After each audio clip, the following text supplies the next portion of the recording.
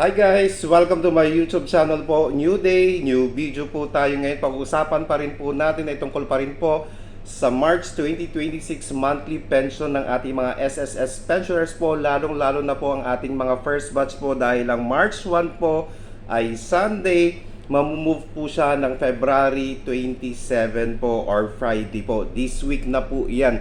Ngayon may mga nagsasabi nga po na by February 26 po ng hapon or gabi, baka po ang ilang mga bangko po ay magre-release na po ng kanilang mga monthly pension para sa ating mga SSS pensioners po. Para po sigurado po tayo, again, February 27 na lang po natin i-check ang ating mga ATM accounts po. Okay? Dahil nga po yung February 26 po, hindi po tayo nakakasigurado na ibibigay po kasi nga po na-move po siya ng sobrang haba. Kaya may possibility po na February 27 po, wag po tayo pupunta ng February 26 po dahil alanganin po unless meron po kayong online banking at may notification mula sa inyong bangko na meron pong dumating by February 26 po. Para nakakasigurado po tayo, pumunta po tayo sa ATM machine or i-check po natin ang ating mga ATM accounts by February 27. Check po yan na meron na po yan ng February 27 po dahil nga po ang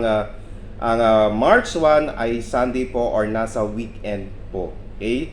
Para po wala pong aberya, i-check na po natin by February 27 po, Friday. This Friday na po yan ang inyong mga monthly pension. Wag na lang po kayong pumunta by February 26 po.